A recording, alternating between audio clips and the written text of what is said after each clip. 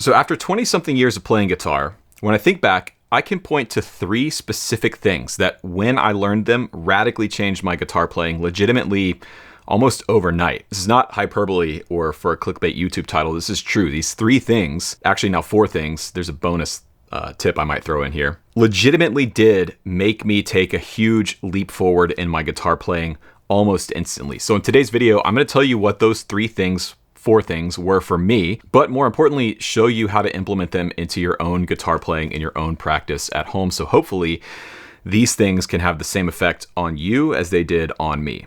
So if you don't have one already, go ahead and grab a guitar, sit down, and I'll show you the first tip.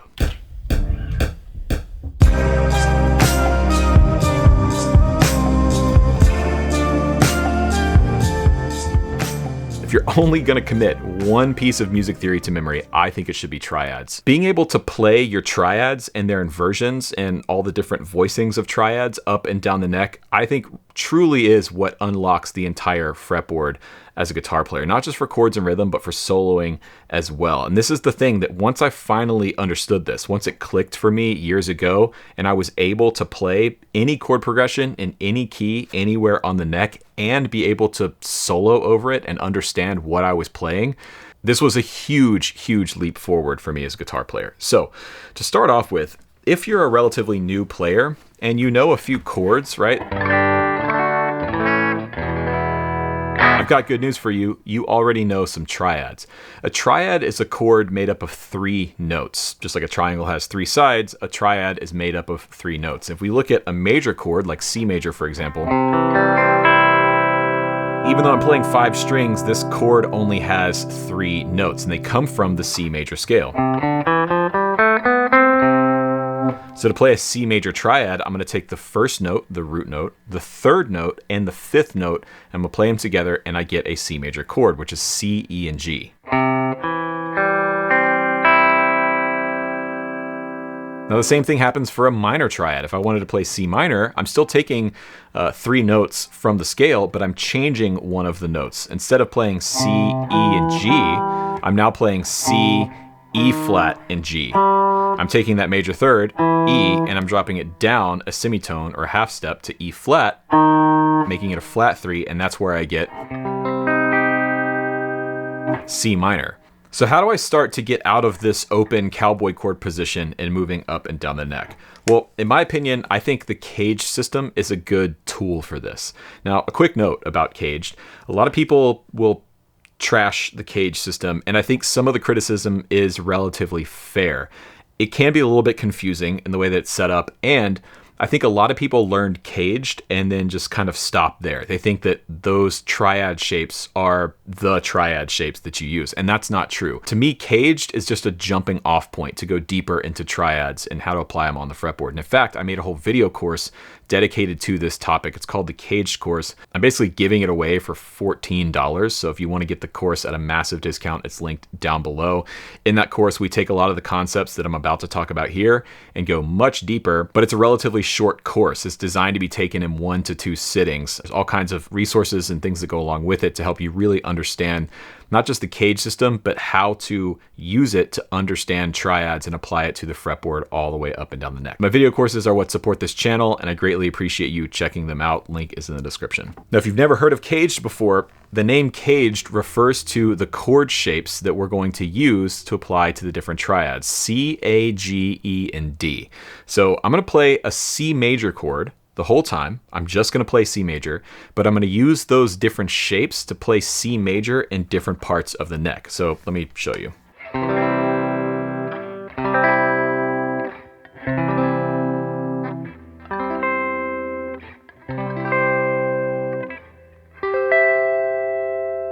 Those were all C major chords. The only notes I played were C, E, and G that entire time, giving me C major all the way up and down the neck. And all of those shapes we can relate back to chord shapes that we already know here in the open position, like C, A, G, E, and D. Remember what I said a second ago? Those are all triads, right? Those are all 3-note chords. So now what happens if I just take those chord shapes and move the roots around up and down the neck, I start to get different chords in different keys. I can take this shape here, A major, where the root note is A, what if I just move that root note up a little bit to E flat? There's E flat major, and I'm using the A shape from the Cage system. Another example, here's C major. My root note is C. What if I move this up to, let's say, F? Now I'm playing an F major chord in a completely different position, but I'm using the chord shape C, and I'm having a bar with my first finger here to simulate the nut of the guitar. So that's a quick intro to the Cage system, but like I said, you shouldn't stop there. Cage is a good place to kind of get you going to learn where some of these triads and their shapes are. The next thing you should learn are the inversions. If you're already comfortable with some of your triads or some of these Cage shapes, can you play inversions?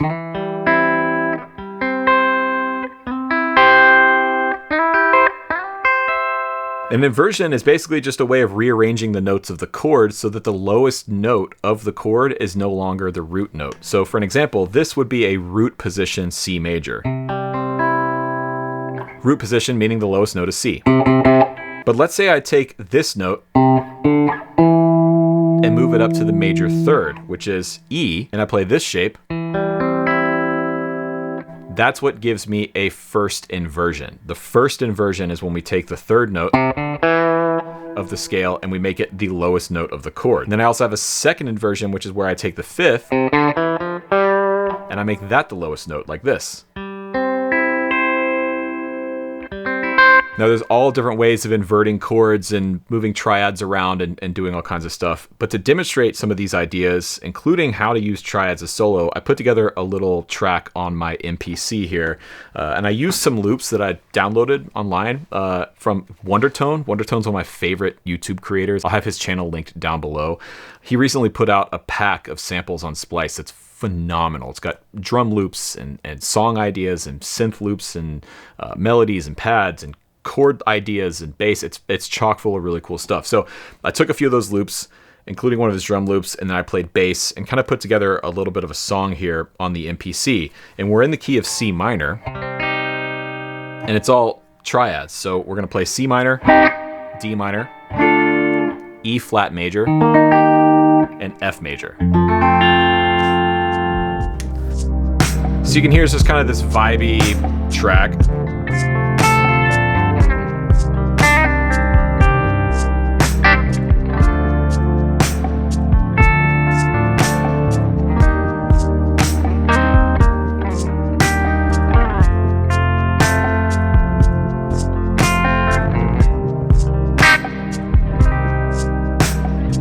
So I'm going to move to the chorus, and you're going to hear a second guitar part come in here, and that's actually Wondertone's guitar loop. And he's playing these chord voicings, these triads, in basically the same position.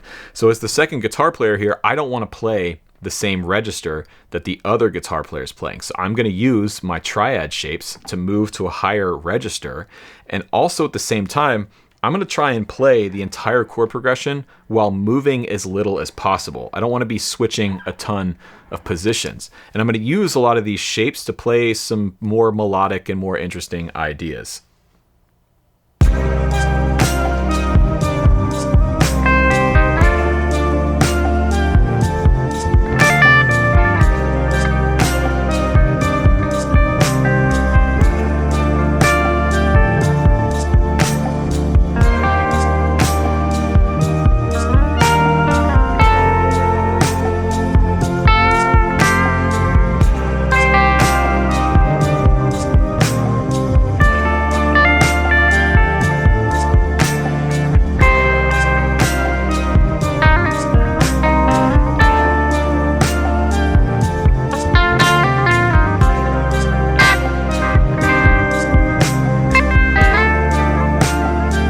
So basically what I did there is I took the minor triad shapes from this register, but I broke them apart and only played the top few strings. And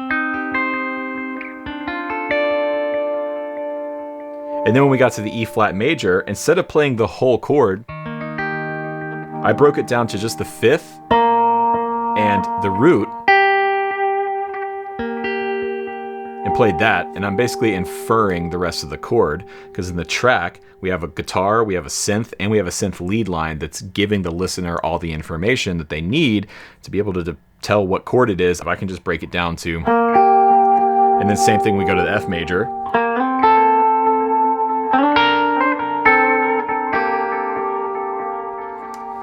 All of these ideas are based around the different triad shapes, right?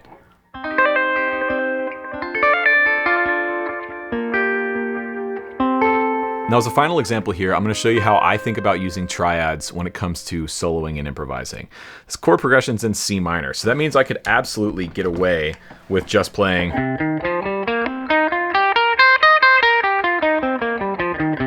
C minor pentatonic the whole time. But instead, I'm going to think about where my different chord tones are, my thirds and my fifths, so that as the chords are moving by, I can be sure to target them, so that with my solo, I'm helping to drive home the chord progression that I'm playing over the top of. So instead of just going, I'm going to think of on C minor. And instead of on D minor, I'm going to think of this, or this, or even this. And instead of playing the C minor pentatonic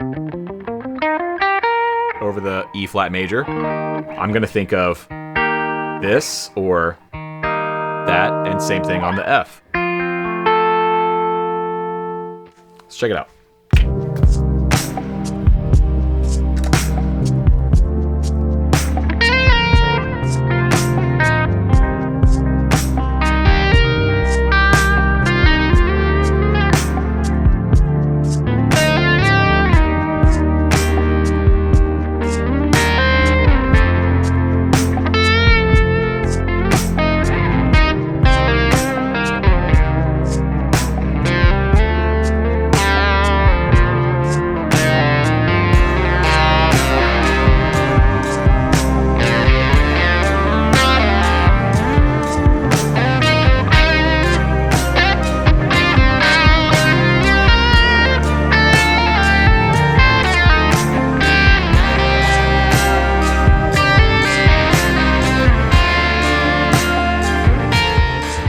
Next up is the same kind of idea, the same vein as knowing your triads, and that is knowing all 5 of your pentatonic shapes by heart up and down the neck, and being able to move between them fluidly. Now, much like the triads, knowing where your pentatonic scales are is more than just knowing kind of where to put your fingers. It's more so about knowing the intervals and knowing where the chord tones are, where the color tones, the intervals that make up the sound and the color of whatever chord that you're playing over, where it is, so that you can target it and highlight it when you're soloing. Now, this was huge for me because for years as a guitar player, all I knew was the standard box shape of minor pentatonic that we all learned. And that's fine. I mean, there's a lot of great playing and great ideas that you can get from that shape. But I started to notice as I was learning other solos that the players that I was learning from and transcribing were not just using this box shape. They were using all different shapes all over the neck, and I couldn't understand why until I learned the different pentatonic scale shapes up and down the fretboard. So if you're new to this and you're just stuck in that one box shape, the first thing you should do is learn the adjacent boxes, the adjacent shapes below and above the box shape that you're already playing. So if our root note C is here on the 6th string 8th fret, we have that minor pentatonic shape, but there's also one right here.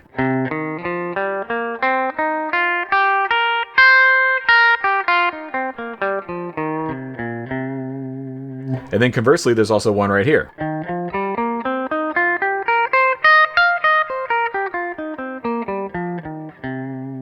So if you're trying to practice this, a good way to get it under your fingers before you start to improvise with it is follow one scale ascending and then move to the next scale and descend, and then move to the next scale and ascend.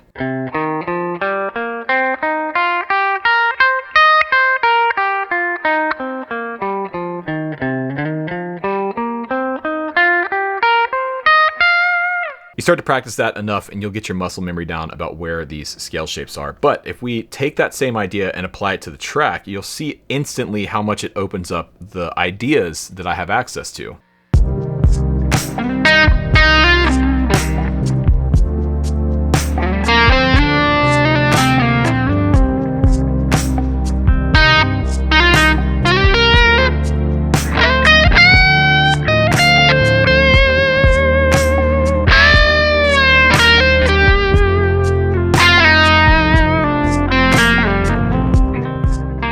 That's a huge one. If you can play your major and minor pentatonic scales in every position up and down the neck and be able to connect them using licks and melody ideas, that will massively open up your playing for tons of different styles.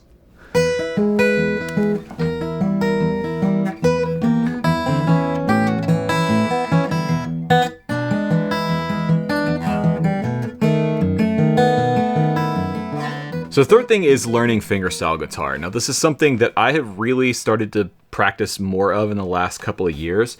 Like a lot of beginner guitar players, I learned some of the classic fingerstyle guitar songs, but more recently have I gotten into that, like Merle Travis, Chet Atkins, Elizabeth Cotten, Doc Watson, that kind of thing. It's really challenging for me. I'll just flat out say it. I still have a hard time with this style of playing, but that's good. That's part of why I try and practice it a bunch, is because it's really not easy for me.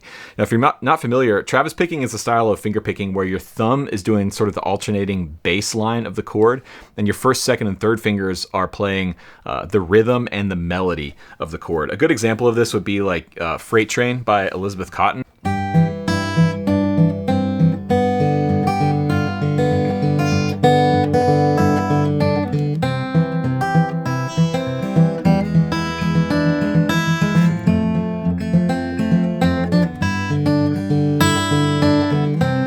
The challenging part for me is separating my thumb from the rest of my hands and getting that independence of keeping that thumb doing the alternating walking bass line kind of thing while the melody and the rhythm is happening with your first, second, and third fingers. I still struggle with it a ton, but since I started spending time focusing on this kind of walking bass line, Travis picking thing, I've noticed that when I play guitar, electric guitar, I'm using the pick a lot less when I'm soloing, and I'm using my fingers more.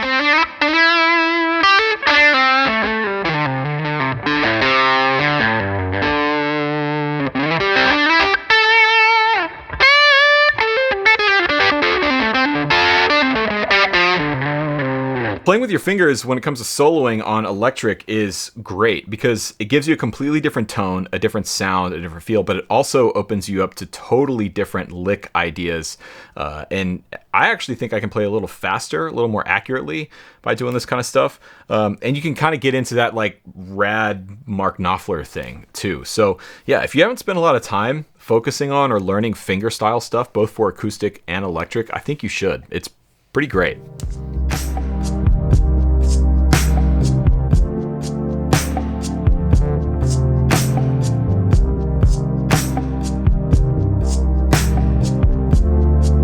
And last but not least, kind of an addendum, a sort of extra part that I just thought of, and that is you should be producing and writing and recording your own music. Now, there's lots of different ways to approach this, but for me, maybe the biggest step forward as just a musician I ever had is when I started working in a recording studio and learning how to record and play on sessions and be in a studio. Like, that goes beyond just being a guitar player and goes into being a better musician overall. But now, most of the time, when I have a guitar in my hand, I'm recording something, either for a video or for a piece of music that I'm working on. To me, the process of making something is the whole point. Even though I didn't realize it when I was younger, when I was learning guitar and getting into music, I now think that it was with the intention of making stuff. See, I don't like to practice guitar. It doesn't interest me very much. I love playing guitar, but the thought of sitting down to practice at this point, after playing for 20 plus years, is not what I want to do. I want to make stuff. I want to record. I want to learn how to, chop samples and use my drum machines, or work in my DAW better, get better at mixing. It's more of a holistic experience with music, and the guitar then becomes my sort of way into that. Not to sound too heady, but it's kind of like making the transition from being a guitar player to being a musician overall, if that makes any sense. And this is something that I think you should start doing. Now, you don't have to release your music. You don't have to get into building a whole recording studio at your home. This can be as simple or as complex as you want it to be. But there is a huge sense of satisfaction and reward and gratification that you get from writing your own music and recording it that you just can't get from learning scales. And learning these other skill sets will make you a better guitar player. Learning how to record and getting over the red light syndrome is massive. Being able to play with a click track, with a metronome, being able to play the same part consistently over multiple takes. These are all things that will make you a better guitar player because you just kind of have to be. And if you're anything like me, this will lead into you picking up other instruments like bass, for example. The second I picked up a bass guitar and started learning it, it immediately made me a better guitar player. It taught me from the jump that I wasn't listening to the rest of the band. I was listening to myself playing on top of everything else. But when I started playing bass and locking in with the drummer, paying attention to the kick drum and the hi-hat and the snare drum and finding my spots rhythmically, I immediately brought that over to my guitar playing. And that's something that I probably wouldn't have gotten to without picking up a bass guitar. And the reason I picked up a bass guitar was because I wanted to start playing bass on the tracks that I was writing. And now more recently, as I've gotten into the sampling world and using drum machines and things like this MPC, it's given me another huge step forward in paying more attention to groove. Creating drums and bass and guitar that makes people groove, that feels good, is a skill set and it takes practice. So yeah, I think you should be writing and recording your own music. Maybe you should also be releasing it too, although I don't think that is as important. So those are 3 or 4 things that radically changed my guitar playing. I hope you were able to get something useful from this video. If you were, let me know in the comment section down below. Don't forget, you can get that special discount on the Caged course in the description box. You'll also find links to all my other video courses like breaking out of the pentatonic box or fretboard fundamentals. All that's down there. And I thank you for checking it out because that's what supports this channel. My name is Rhett Shull. Thank you so much for watching, and I will catch you on the next one.